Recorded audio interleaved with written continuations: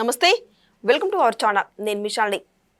వైఎస్ఆర్సీపీ అధ్యక్షుడు మాజీ ముఖ్యమంత్రి ఇటీవల రైతులను పరామర్శించడానికని కృష్ణా జిల్లాలో వెళ్లారు. అయితే అక్కడికి వెళ్ళిన తర్వాత మనుషులను చంపకుండా రా అని మంత్రి నారా లోకేష్ గారు చెప్తే దానికి కౌంటర్ ఇస్తున్నాడు పేర్ని నాని.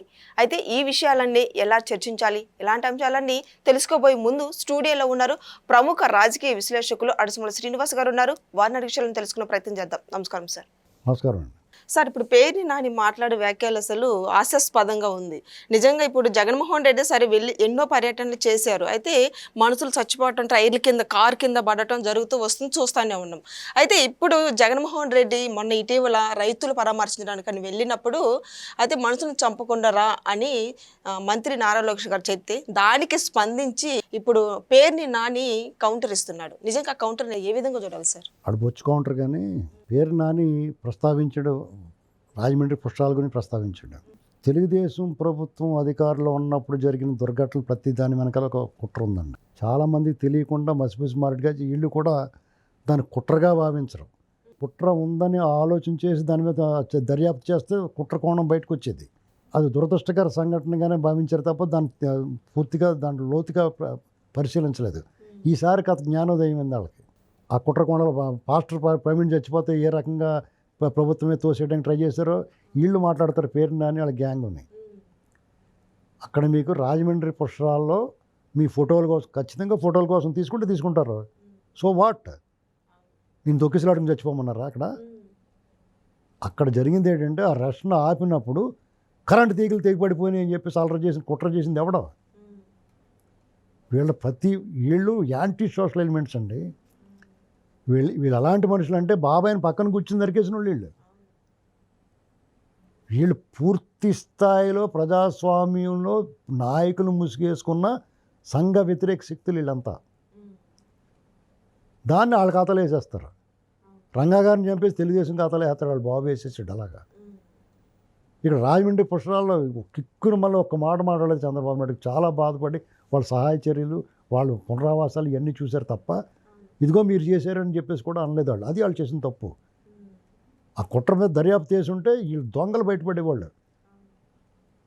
తిరుపతిలో తొక్కిసలాట అయింది. అక్కడ ఉన్న అధికారులు ఎవరు చేశారండి? ఎవరు నిర్లక్ష్యం వల్ల జరిగింది? వాళ్ళు ఎవరు ముఠాళ్ళు? అక్కడ ఉన్న ఐఏఎస్ ఆఫీసరు, ఒక ఆఫీసరు, వీళ్ళ గ్యాంగ్ ఉద్దేశపూర్వకంగా చేశారు. దాన్ని కూడా వాళ్ళు ఎస్టాబ్లిష్ చేయాలి, లోపలేసేయాలని అన్నీ. వీళ్ళ ఉదార వైఖరి వల్ల వచ్చిన ముప్పండి. ఇదంత మాట పడుతున్నారు వాళ్ళు. మంచితనం పద్ధతే ఎందుకు ఇన్ని మాటలు మాట్లాడి పేరుని వాళ్ళ ఆవిడ్ని లోపలేసేసే అవకాశం ఉంటే కూడా ఒక గోడౌన్ దొంగిలించిన దొంగ ఏం మాట్లాడుతున్నాడు ఇప్పుడు? వాళ్ళు చేసిన తప్పేంటంటే ఇద్దరిని కలిపి ఈడ్చుకెళ్ళి ఉంటే దెబ్బకి దారిలోకి వచ్చేవాడు. అది చెయ్యిక వాళ్ళు ఇదే నోటితోటి మాట్లాడాడు. ఆయన చాలా మంచివాడు, పద్ధతి అయినోడు అని. ముఖం పగలగొట్టి ఉంటే దారిలోకి వచ్చేవాడు. ఏంటండి కందుకూరులో చనిపోయారని చెప్తున్నారు, గుడిలో చనిపోయింది కూడా వేస్తున్నారు. దానికి ఈయన చంద్రబాబు గారు ఏం చేస్తాడండి? అప్పటికప్పుడు ఆపేసి దిగి వెళ్ళిపోయాడు ఆయన. వాళ్ళందరూ క్షేమ సమాచారాలు చూసుకున్నాడు, వాళ్ళకి వైద్య సదుపాయాల గురించి చూసుకున్నాడు. మీరు సింగని ఏం చేశారు? మీ కారు కింద పడిపోవడం తెలిసి కూడా తొక్కి చంపించేశారు మీరు. అతను కాకుండా ఇంక ఇద్దరు చచ్చిపోయారు. అక్కడ ఏం జనం ఉన్నారని చచ్చిపోతాడు అతను? మీరు నిర్లక్ష్యం. 26 మంది చచ్చిపోతే అది మా సార్ మీరు ఇచ్చిన సారదాకి చచ్చిపోతే సహజ మరణాలని చెప్పారు. కరోనాలో వేల మంది చచ్చిపోతే లెక్క పత్రం లేకుండా చేసేసారు మీరు. వాళ్ళు డబ్బులు ఇవ్వాల్సి వస్తుందని చచ్చిపోయిన వాళ్ళకి లెక్క సామూహికంగా దహనం చేసేసారు. వీళ్ళు మాట్లాడతారు. ఈ ప్రభుత్వం కొంతమంది పట్ల చాలా కఠినంగా వ్యవహరించాలండి. ఎందుకంటే చెడ్డ కోతి వనమంతా చెడిసిందని వీళ్ళు ఎంత దుర్మార్గులు అంటే చూడండి వాళ్ళు ఎలా మాట్లాడుతున్నారో. లోకేష్ గారు ఏమయ్య జగన్మోహన్ రెడ్డి వెళ్ళావు కదా జాతకారా, ఎవరిని చంపకుండా రా అని చెప్పాడు. తప్పే ఉంది, మంచి మాటే కదా.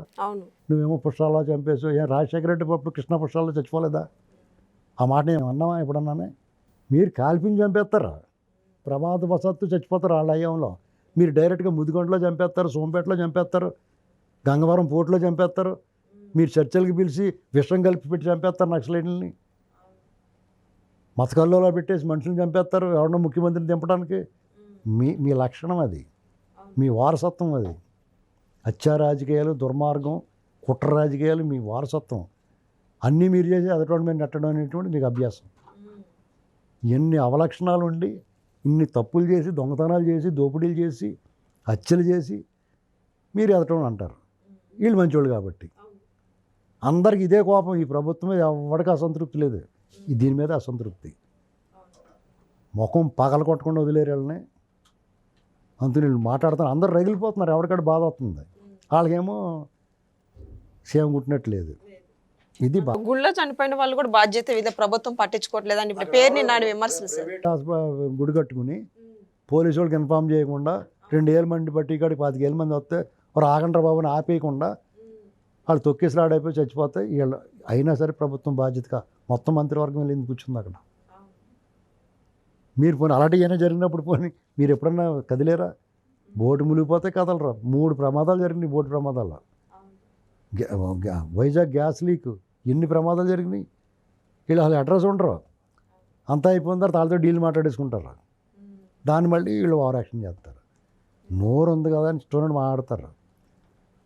ఇప్పటికైనా సరే ఈ ప్రభుత్వం పేరు నాని ఆ గోడౌను బియ్యం రేషన్ బియ్యం 10 కేజీలు ఎక్స్ట్రా ఉంటే ఆ లైసెన్స్ రద్దు చేసి లోపలే వేస్తారు. ఇతను టన్నులు 100,000 టన్నులు మాయం చేసాడు.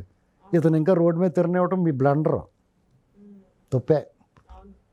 ఎవరు కాపాడుతున్నాడో వాడికి మహాపాపం చుట్టుకుంటుంది. చంద్రబాబు నాయుడు గారిని ప్రభుత్వాన్ని తప్పుదారి పట్టించే నాయకుడు ఎవడో ఉన్నాడు ఒకడు. వాడికి మాత్రం తెలుగుదేశం శ్రేణులు ఓట్లు వేసిన వాళ్ళు వీళ్ళ శిక్ష పడాలని కోరుకునే వాళ్ళు ఉసురు ఆడు తగులుతుంది. సార్ మరో పక్కేమో జోగి రమేష్ ఇప్పుడు ఈ కేసు సిబిఐ కోర్టుకు అప్పచెప్పాలి అని వ్యాఖ్యలు చేస్తున్నాడు. ఎందుకు తప్పదవ పడుతున్నారు ఈ కేసు? జగన్మోహన్ రెడ్డి వదిలేసినట్టు వదిలేస్తారనుకుంటున్నాడేమో. ఏం వదలరు.